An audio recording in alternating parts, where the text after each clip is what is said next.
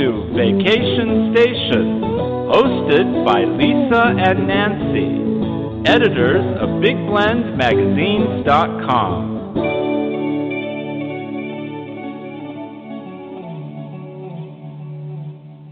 The Fire Monkey went on an epic 2-week hiking trip of the South Island of New Zealand with Active Adventures New Zealand. You know who we're talking about, travel writer Debbie Stone, and she's back on Big Blend Radio today to talk about her adventures, which I'm like epic for sure. When you see these photos and read her story, which you can go read on nationalparktraveling.com and also in the summer issue of Parks and Travel magazine, you are going to want to go on this adventure. I've never seen a hiking trip like this because you get wine, you get food, you get history, you get all these amazing things packed into it, and it looks like she had a blast. Everyone, Debbie is a regular expert on also not just on our nationalparktraveling.com site, but also our blendradioandtv.com. And I encourage you to go to the website with the company she went with, Active Adventures New Zealand. It's activeadventures.com, then /New Zealand. But welcome back, Fire Monkey. How are you? Well, I am doing well, and I am thrilled to be back. It was wonderful to be away, but we were away for a long time, and because we added a bunch of stuff to that trip, and so it was epic, as you said, and incredible with such a memorable journey and such lasting impressions. New Zealand is one of those countries that I don't think I've heard a negative word about it from anybody who's ever visited. It's one of those beautiful places with people that are friendly and warm, and it's environmentally friendly, and the scenery is just dazzling and mesmerizing, and the hiking is magnificent, and food is delicious. I mean, it's like you've got everything that you could possibly want. Plus, it's a very safe country as well. So, for people who wish to travel and check all those boxes, that's it. It takes a little while to get there because it is as I say, down under and to the right, as they say, if you're looking at the world map. But it is. The rewards are so great, and I encourage people to go there, and if they do, to spend the amount of time that they can to really make it worth their while, instead of just feeling frustrated that they can't see everything in a very small, short period of time. It looks very volcanic. Yeah. Yes. Some of the rock formations. Yeah. I remember this old King Kong, not the new King Kong movies, but the old one where they were all like these. Yeah, the mist and everything coming in, and I'm thinking, oh man, she's in King Kong place. Yeah, it was kind of like it's a cross between The Hobbit and King Kong. Yeah. So it's like you were in Hawaii and New Zealand. Because even some of the rocks that I thought were amazing, and some of the are crazy, were like layers. The layers. Yes, I've never seen. Yeah, those pancake like rocks, unbelievable. And you just don't. They say you're going to see pancake rocks, and you're thinking, what is that? Just some rocks on top of each other, whatever it is. And then you go there, and it's just like layered and layered and layered and layered and weathered, and you're like, put some maple syrup on top of this, I'm good. Yeah. Crazy. Well, New Zealand, you went on the North Shore side, right, and then you went to the South Shore, and the North Shore. They call it the North Island and the South North Island, Island, right? Yes. Yeah. You did that first, and you played in Hobbitland, Hobbitron, right. And you played with the glowworms, and you did a lot of epic, cool things. And then Tongariro, Alpine Crossing, I can say that now. It's one of my favorite words. But it's really interesting to see this variety of experiences you had. And this hiking adventure, I think the one hike, I know you've done the Appalachian Trail, and you've done, all kinds of different, pieces of epic hiking adventures around the world, even like when you think about to the Great Sand Dunes in Namibia when you went up there. But when you look at Tongariro, then this 2-week trip, it kind of goes along with that Welsh, when you went on that coastal walking, Wales, the Wales one, kind of like it seems like similar to that, but this this is, I mean, but different. You know, I mean, I'm not going to say one's better than the other because every place is different. You know. I think you're right about. I mean, every place has its own distinct, landscape and feel to it. And what is interesting about this is that this type of trip that they have, you get to experience all the different types of landscape that's there because it is so varied and diverse, whether it's the mountains and the rainforest and the coasts and the volcanic areas, and so you get to really experience all of that, all the different types of landscape. And I think in a country like this, where you do have that diversity, it's really special to be able to experience all of that. Plus, we were in 5 or 6 national parks on the South Island, and so talking about the diversity of the national parks, one is a lot of beaches, and one's going to put you into the fjords, and another is in the mountain ranges, glaciers, glaciers. Yeah, I mean, it's astounding, and depending on what type of weather you get, it's you can go from, we were there in considering it's New Zealand's summertime, kind of December, January, February, the months, but Mother Nature happens to take her own way when it comes to things, and so you can encounter rain, you can encounter all this mist, and the mountains are snow-capped, and it's so you get this whole variety, or you get warm, sunny, gorgeous days, and you're on a beach, and it's delightful. I think, when we lived in South Africa, there was a saying there that, the landscape changes every 20 minutes, just like the weather. And, just like the weather. We're like, okay. Well, actually, it did kind of look like you went on the garden route, and the food, I'm looking at this going, you're having, like, wine, and you're having beer, and you're having all this, like, farm-to-table amazing food. So this is not like, so when I mentioned the Appalachian, I remember that one when you went on that big hiking adventure through the Smoky Mountains and everything, and you were well fed on the trail. Your guides made you these awesome picnics and told you all these stories, and you got to stay in nice hotels on the way. So it's not like when someone goes on the Appalachian Trail and they're carrying that pack and going, when do I get to break the whiskey open because this is getting, too tough. I'm like, every good hiker does that.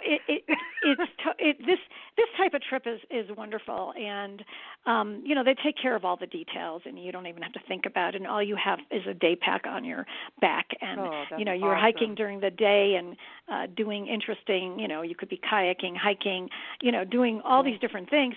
But then you come to a place at night, and you have you have a nice bed, you have a shower, you have a place.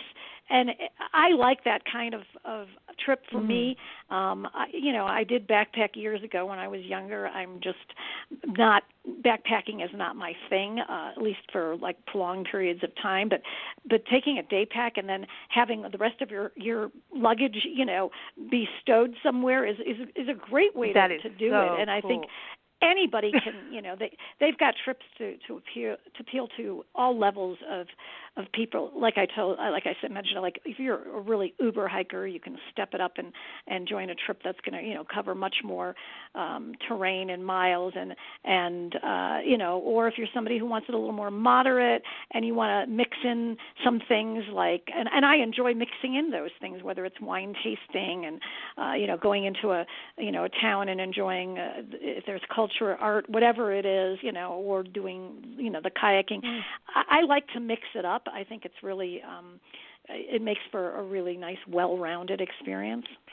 That's why you get the full flavor that way. Yeah, that's why we do our tour. Our Love Your Parks tour is like it's a balance, and that's why we said at the end we realized all parks matter. That you go to the local community park and you start to feel what the locals experience on on a regular basis.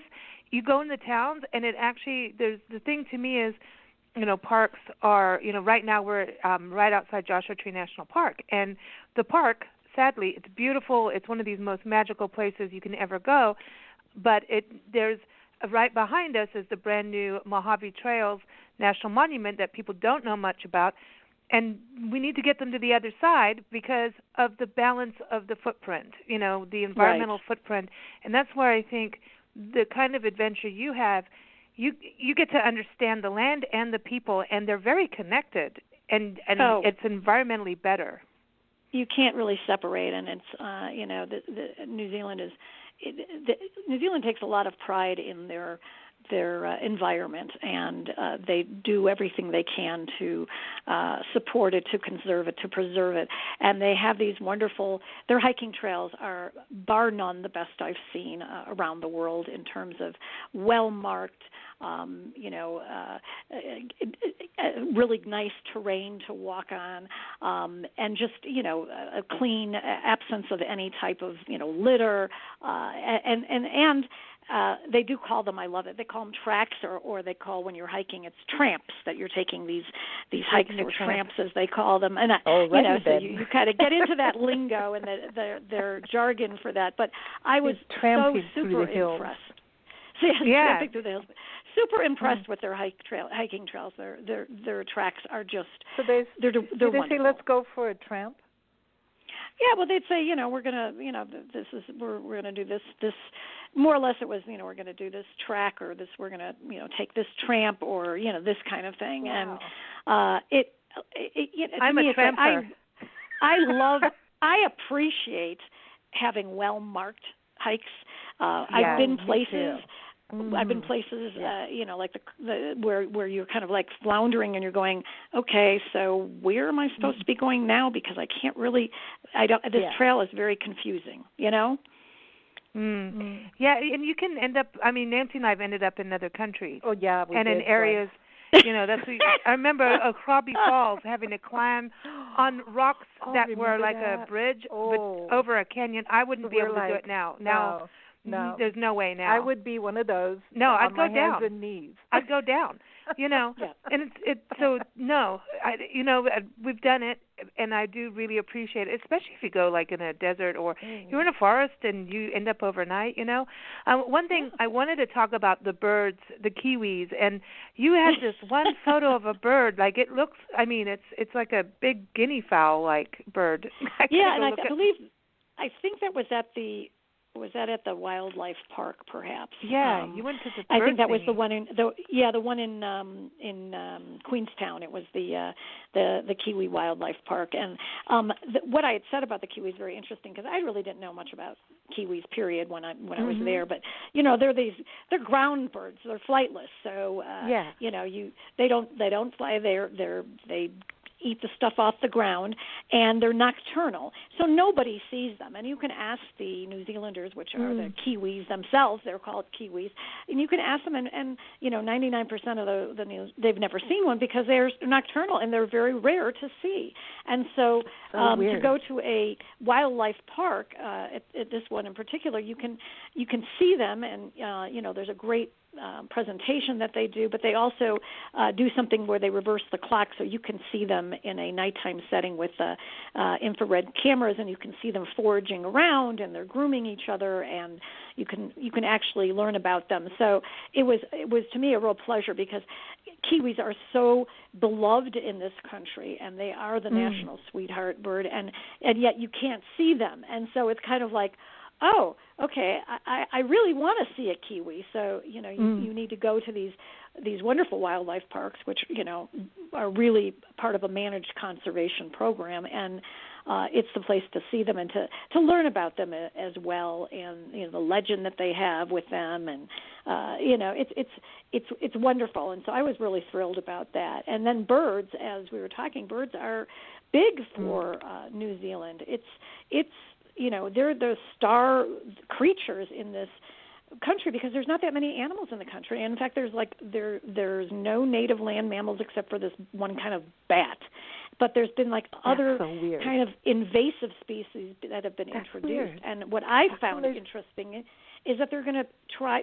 They're planning to eradicate these 3 invasive species. The rats, because the rats, the possums, and the weasels. Yeah, they come from ships. Yeah. Well, I watched a special on that when Bill Weir was doing his thing on CNN, when he was going to all these places, and he did Galapagos, and basically places that were dealing with major change. He's done climate change and all of that, and he was talking about New Zealand, and they have this program, it's like what's going on with the pythons in the Everglades. They do have to get them out.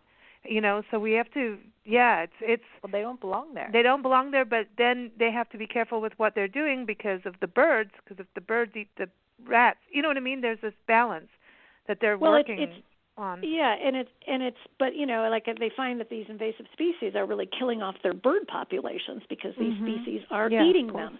And so, they have this ambitious program, that hopefully will completely eradicate these three species, in the next 30 years or so. And it's an ambitious program, but it's like they know in order to save their birds, their native birds, they have to do this or else they're going to be wiped out, Yeah, it's so odd that there's no real, other than a bat, that there's no mammals. I find that really bizarre. Well, but that's land mammals, but you did have seals and sea lions. I saw those in your photos too. That you're seeing the marine life, and it's to me you're in these forests and the birds. I mean, this has got to be a trip for bird watchers because you know how bird watchers go around and they have their life list, which I dig. Yes. It's cool. It's such a healthy thing, I'm looking for this bird over here. I haven't seen it, so I'm going to go to this country to see this one bird. Of course, the other ones too, but I think once you get over to that side of the world, you've got like bird life that is just mind blowing. Well, I think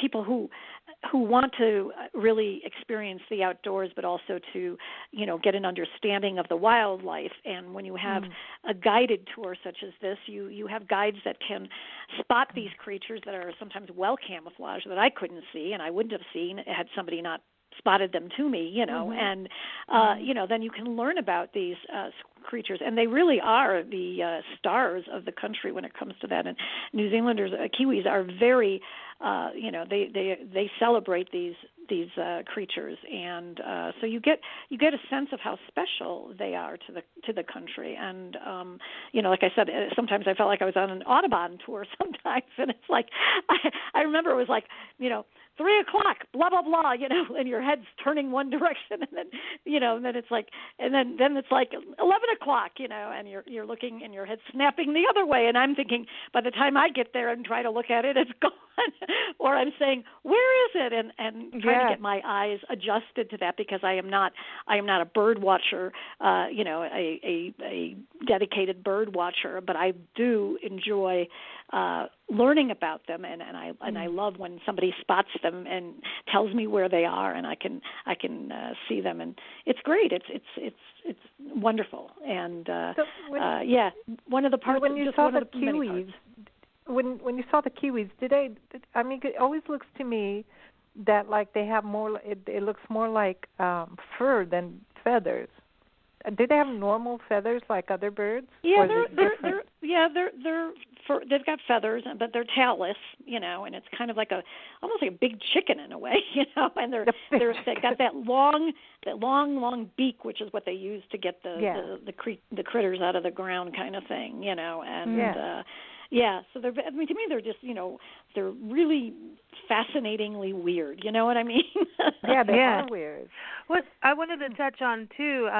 The wildlife, you went to the Kaikoura Peninsula, is that right? Am I saying that right? Kaikoura. The Serengeti of the South Pacific. Like, I want to write a song about that. That just, to me, that sounds like, that should be like a Taylor Caldwell novel or something, like the Far Pavilions, That it's, but the marine life, that's got to be neat because in the Christchurch area, I wanted to talk about the Antarctic Center too, but it's like this is a whole different country, ball game when it comes to wildlife, though. But you're seeing like albatross and dolphins, and so it's cold a real or tropical? Because it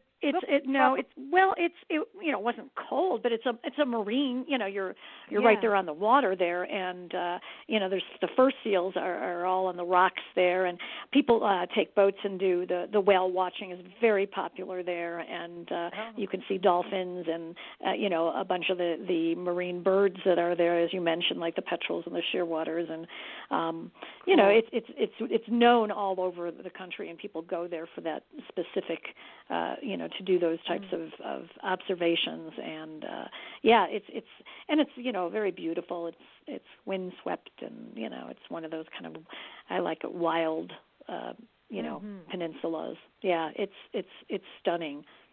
And then the Christchurch, because I remember I remember when we first went on Twitter, and it was right after that, and we had some friends that we made on Twitter talking about Christchurch, and then there was the earthquake, but then there was like another one. I remember that, and right, very that close, was pretty very intense, close. man.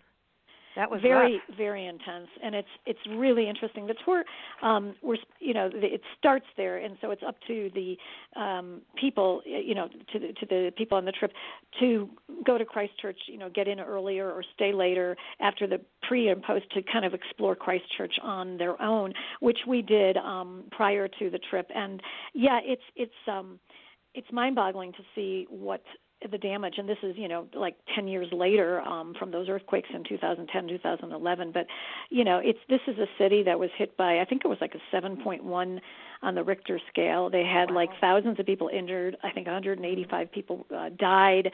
The center of it was only like about 10 kilometers east of the heart of the city. And I think I sent that photo of the Christchurch Cathedral, which was devastated, and much of the infrastructure was devastated in that area. And but I was, you can go to this place called Quake City in Christchurch, and it is like a museum, and it talks all about earthquakes, the science of them, what happened on those days, the people, the heroism, the devastation. And it's interesting because there's been more than 10,000 earthquakes since 2011 that have hit Christchurch. Ooh. Wow, that's amazing. And it's like, well, what's interesting is places like Pinnacles National Park, and going up even into Hollister, the local communities, they have an earthquake trail, and some say in tourism you should say geological trail of interest, But there's people that geek out on it. Yeah. I mean, our friend Jim Ostick, he's like, if there's an earthquake that's going on there, he wants to go check it out, because it's like in Pinnacles, while you're standing there, the tectonic plates are moving, and they're like, and to know that there's these, like baby earthquakes almost happening while you're standing there is kind of, it's freaky, but it's really cool, and you really do realize that, when you're a kid, you watch those movies and the earth splits, and then, Moses pops out and splits the sea or whatever.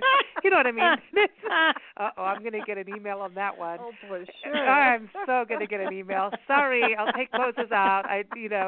I'll edit him out of my story. But no, when the seas part and then the earth parts and people go down, it's like, really? Like, that that happens, and that's freaky. That's freaky. And it's crazy. I think it's a fascinating science, though, and for people who are interested in learning more about it, because there are so many fault lines in all over the world, and so it's to me it's important to be knowledgeable about that. It's also important to be to adopt a realistic and pragmatic attitude about that as well.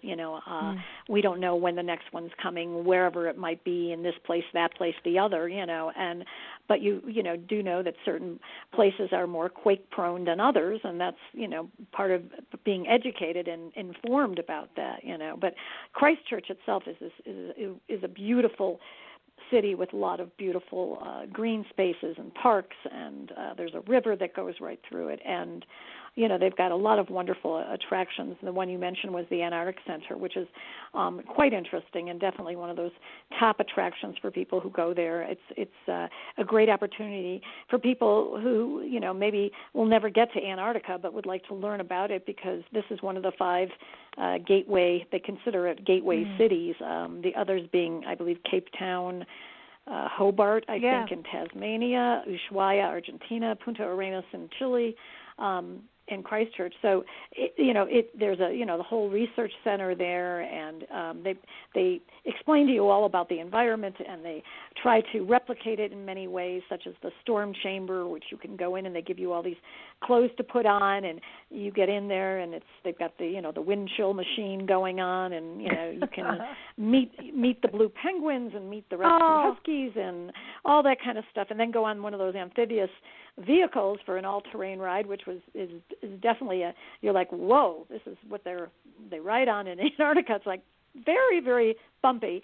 And then you can see films in their 4D theater, and it's a very immersive type of place. Cool. Very interactive, great for families, great for any ages.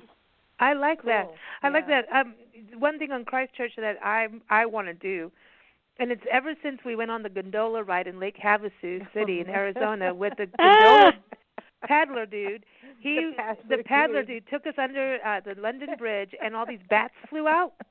And he was singing opera in Japanese opera and German and all these different languages. And I was like, this is really bizarre and surreal. So anybody that's going to, boat you around, Everglades, the guy took us out. He's like, we're trolling and polling. And I'm like, really? I know there's crocodiles out here. Like, this is like trippy. But you went, punting with someone dressed in Edwardian clothing through the botanical garden, like Lottie Bloody Daw.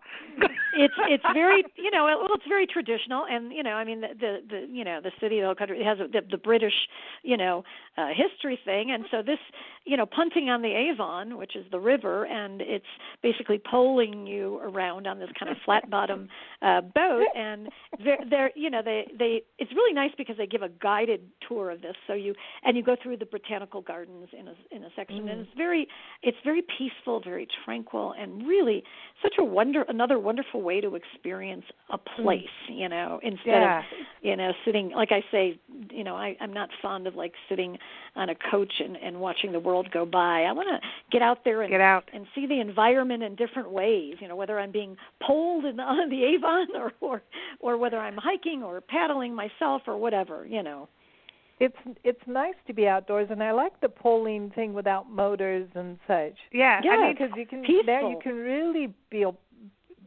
like part of nature, because the motors and all that are so mankind, and they're noisy and they smell, and we don't want to be stinky. Yeah, but I want to know if you can sing Flat Bottom Boats while that make the world go round. Yes. Sorry, it just as you were saying that, my mind went to Queen. I know. But anyway, we won't. Just that song. I was like, flat bottom boats make the rockin' world go round. She's going to burst out in song at any minute now. Okay. I know. But it's because of that opera thing, But this is really the lodging. It looks like the food, the wine. You went through the Marlborough wine area, so that's kind of it's very South African. The whole garden route, the wine, the food. It does kind of really take me back to South Africa. But sleeping, where? I mean, because it looks like were you in a different place every night for the 2 weeks? Or? Some of the times we spent 2 nights in a place, and then other times it was 1 night. You're covering a vast amount of land. You're covering from the entire span of the South Island, up north, down south, on the west coast, along the east. You're covering a lot of land and ground, and so you have to move. And so you're moving from spot to spot.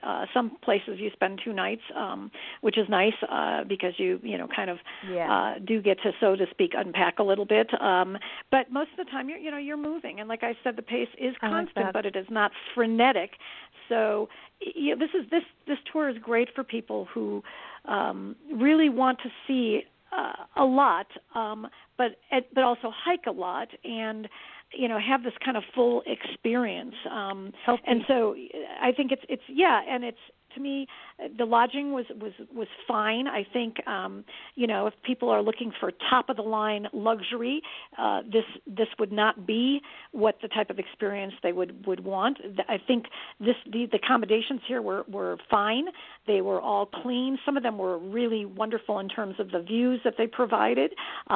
Basically, at the end of the day, what you want after you've hiked is to come back and have a good bed and to have a hot shower. And so if you're doing something like this, and you want something that's clean, then you're fine, because how much time are you actually really spending in your room anyway? Exactly. And you want quiet and secure, and a really good bed and the hot shower, hot, clean. That's important to me. That's when we travel. That's what I care about: safe, clean, quiet. I want a view for my wine time, and I want internet. Right. And sometimes when you're in places, in remote places, you're not going to get internet. And that's really cool too. That's part of the beauty of being in remote places, is being in wilderness and being able to cut yourself off from technology. I like that. And so to me, if I didn't get Wi-Fi for a day or two, I wasn't going to, fall apart and fall to pieces. And I think, taking this type of tour, it's for people who really are interested in the environment and the scenery and really want to have a certain level of activity every day and not to feel like they're, sitting like slugs most of the time. Yeah. It's good to do your homework and know that's what's going to happen. How many? You don't get so frustrated or Yeah. upset if there is no internet. It's good to do your homework and know that this is good. You're going to have internet over here, but you're not going to have it there. Just so that you can make a choice that suits whatever it is that you're, the purpose of your trip. Yeah. How many people typically go on this kind of thing? Because to me, in a way, it would be really cool if it was like a group of good friends, maybe family, maybe not family, depending on your family. But you know what I mean? Like a girlfriend's 2-week adventure. Like, to me, I think it's interesting. So much is happening in regards to solo travel. Right. Women being able, we want out, and sometimes we don't want maybe we're single, maybe we're not, Sometimes you want to travel on your own and do what you want to do. It seems like this kind of trip would really cater to single people. It caters, I think, to all or solo because travel. You could. So we had a solo travel there, a woman, and it was great. The group embraces. We had a great group of people. We had a wonderful group of people, and they were all kind of kindred spirits in the fact that they were, very interested in being active in the environment and having fun and respect for nature, and also no prima donnas and complainers and the kind of people that can make a group experience a real bummer. This we did not have at all, and I think it lends itself to all travelers. You could be a couple, you can be solo, you can be a group of friends, you can be an extended family. It was nice. It was nice having company with people that really were on the same wavelength as you are, in terms of what they wanted out of this type of trip, and it was, this was not a trip where you're going to be shopping and you're going to be, at the spa and you're going to be, this is exactly, or you're not going to be, going from one museum to another. This is active adventures. It's meant for people who really want that type of experience, and so it caters to that. And yet you don't sacrifice the comforts, the creature comforts, because you have places to stay that are clean and safe and oftentimes very scenic and great. And then you have food that's very delicious, and you've got guides that are knowledgeable, experienced, and really, positive influencers on the whole experience. I like that because I want to learn. I want to know something. That sure. You were learning about the Maori culture. You were learning about the Cook. Here it is. You're in Cook's Harbor. You're in the glaciers. The glacier thing is interesting to me because, and even hiking. I mean, we hiked over a mini glacier area when we were on Mount Rainier. And it was like, whoa, you can slide over, man. Yeah, you could like go bye-bye. But and the colors are unique. But reading your article, it seems that climate change is really apparent now, and that's something important. I wonder if that even affects what's going on with Christchurch with earthquakes too, the geological side of it. Yeah, I don't know, but I do know that glaciers all over the world are being affected by that. Exactly. And when you go to visit a glacier, and when we went to the Franz Josef Glacier, for example, there are signs, and they're pointing and they're telling you the glacier used to be. It used to come that far, and then you walk further, and there's more, that used to be this far, and then you get closer, and you realize that there's been an extreme recession to the glacier,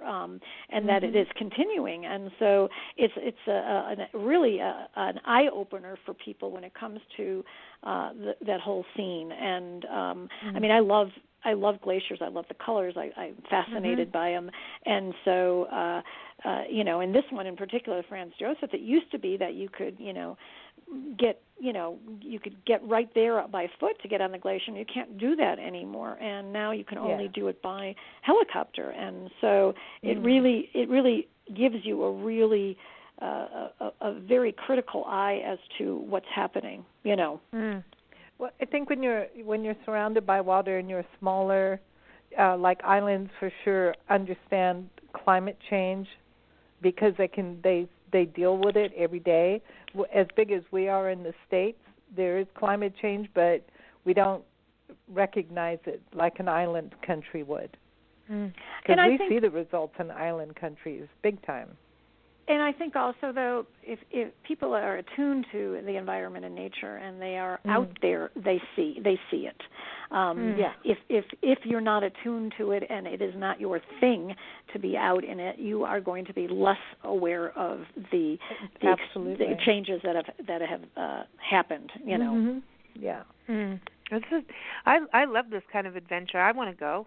Yeah. You know, to me, there's a vacation, which some people in their mind a vacation would be go to a beach house, sit on the porch, have coffee, eat, then have cocktails, and just look at the ocean and go play in the water a couple times a day or whatever. That's a vacation.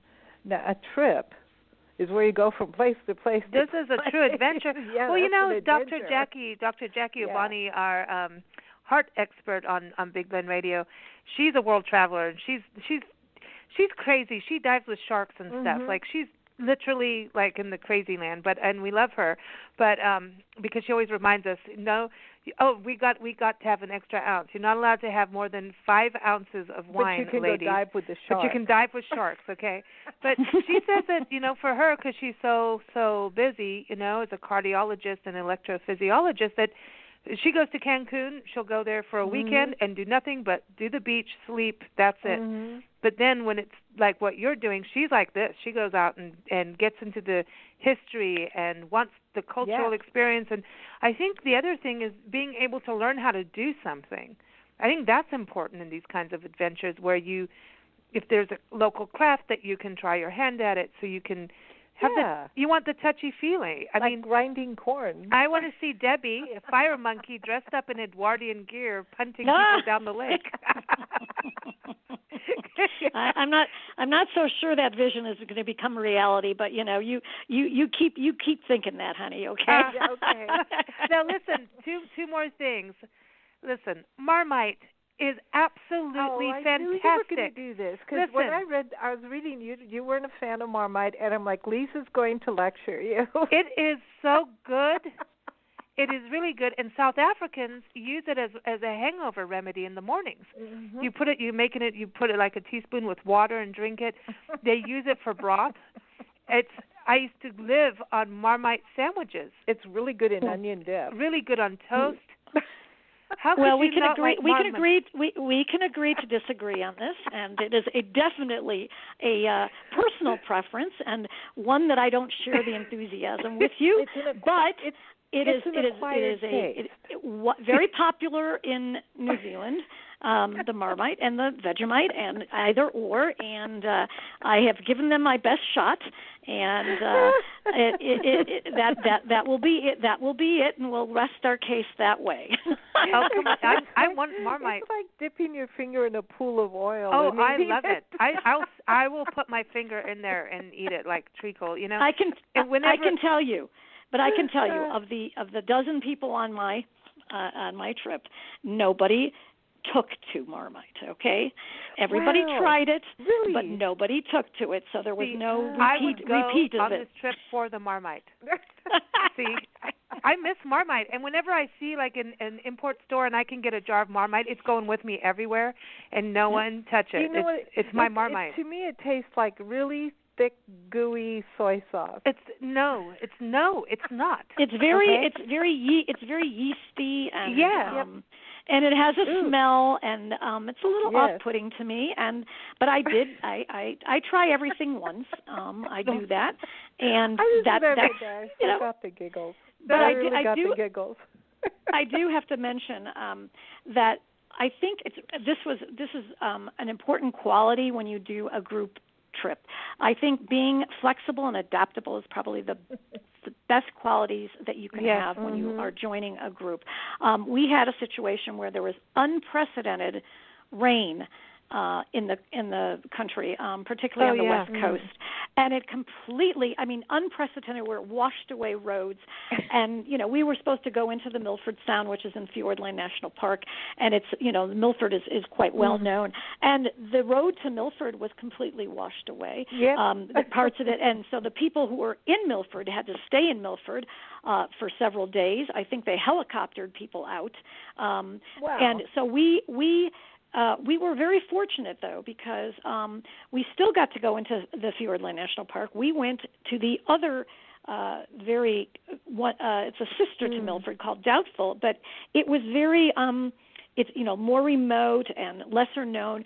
But I thought it's astounding, and the scenery was astounding, the wildlife was astounding. But it just shows that you needed in this type of situation when you're traveling, and not only in a group but by yourself or whoever, being adaptable and flexible. You have to, you're going to be a miserable traveler. Yeah, it's true. Yeah, you really do. And we just look at each other and go, well, isn't this fun? Yes. Yes, travel with wine and no, but it's like, oh, okay. You got to deal with it. It's part of the adventure. It's part of the adventure. Yeah, if it's all scripted and perfect, it's part of the story. It is of your experience there, and if everything goes 100%, then sometimes it's a little bit, underwhelming. Well, yeah, to me, I get lost everywhere I go. I know that's and it's part of who I am, and I don't want to lose that because I've found places that are like the best places over that. Lisa, as long as you keep turning the map every time you turn the car wheel, you're going to get lost. Well, I don't turn the map anymore because I don't map and drive at the same time. Nancy is now the one doing that, and Priscilla the sock monkey, she's to blame. But okay, last thing, I've got to bring this up because you even have photos of them, and you made this article made me very hungry. These little pies, I was just telling a friend the other day, we're taking a walk, and I'm like, I really miss, in South Africa, we had cheese puffs, we had Cornish pasties, so it's kind of British, I suppose, but yeah. Of course, the pies are from the British, and they call them cabinet food because it's like, they're ready made, and you just, point to one and you get one and you take it away and you can eat it there or take it conveniently, walking around, whatever. But I fell in love with them. They're, stuffed with, people like them with meat. I like them with the veggies and the cheese, and it was like, there's sweet potato in them, and it was just like, I was a real fan of the pies. And then also, since I am mostly a pescatarian, I was in love with the seafood, and I had no problem finding good seafood, all fresh, fish and seafood that I could eat, So for me, it was, and the food was wonderful. Our guides, and I neglected to mention them, but Tim and Astrid were really, they juggle all these multiple roles as guides, and they also are often the cooks. They're the lunch. They prepared the lunches, several dinners. They prepared and grilled for us, and they were terrific when it came to preparing, just really tasty, fresh, good food. Right on. Good food, good hikes, good walks, good polling adventures. Going on, the Antarctica thing. Going on the tundra truck. Seeing glaciers, all these different forests, because it looked like the forest changed, just like on the Tongariro Alpine Crossing, that the forest changed. Like it looked, some looked tropical, some, not as tropical. Yes, very, very lush, very, sometimes I said it felt like I was in this, Honey, I Shrunk the whatever, the flora kind of thing, because it was like you're surrounded by these big, so often these trees that are like these canopy trees, and then they're dripping, and there's moss, and there's just, and it's very, cool. It's a rainforest, and yes, you will hike in the rain. Hiking occurs no matter what, and so it gives a different quality to the hike when you hike in the rain, and it's very kind of mystical, and you prepare yourself. Yeah, I'm going to get wet, and I've got the right clothing that I've brought with me, and so you're prepared to hike in whatever scenario is going to be thrown at you. Right on. Very cool. Very, very cool. And I had to bring up the forest because you're getting the forest song today. It's called Mori. It's by Yago. Yeah, Yago. And their name, I remember you saying it's a blend of words, and one being seagull, so Yagul. Anyway. Huh. That's off of the album Yuna. It's one of my favorite albums. I love that couple. They're an awesome couple. They are. He plays guitar and she plays piano. And if you're up in New York City anywhere, definitely try and keep up with them. So it's yagul.com. But before we play their song, again, it's activeadventures.com/New Zealand. I think we all want to go. And it looks like they do these trips all over the world, like the Himalayas and Africa, South America, Europe. I mean, come on, I want to go. Mm-hmm. I want to go work for them. And they use local guides. So these are guides that are, they're familiar, and this is their, homeland, so to speak. So you will always get awesome. guides that are local, which is to me the really important point. I like that. It is. I like that. And everybody, Debbie's article is up on nationalparktraveling.com. You can read it now, see the photos, and also see it in the summer issue of Parks and Travel magazine. Always fun chatting with you. Fire Monkey, now I know we've done a lot of New Zealand. I think this is, 4 interviews on New Zealand. What's next for the Fire Monkey? Where's she going? Well, we'll give New Zealand a rest, and we'll move back to this part of the world and this continent. I've got some spring trips planned to Massachusetts. I think I mentioned Salem, Massachusetts. Oh, yeah. I'm doing that whole thing, and then up the Maine coastal area as well to eventually land in Bar Harbor and Acadia National Park. So so that is what it is upcoming in that respect. So I'm going from New Zealand to New England. Cool. Wow, I love that. That, and I can't wait for you to go to Acadia National Park. And because I know you've got to get up to that Cadillac Mountain and have that sunrise. That's one of those epic things. On the list, absolutely. All right, well, Fire Monkey, behave. Safe travels to you. Here's your song. Maury, everybody, thanks for joining us here on Big Blend Radio. You can keep up with us at bigblendradio.com. We air episodes Monday, Wednesday, Friday, Sunday, unless there's a holiday. And if there's a holiday, you should be out, hiking somewhere, right? So here it is, everyone. Maury, thanks so much. Thank you. Bye-bye.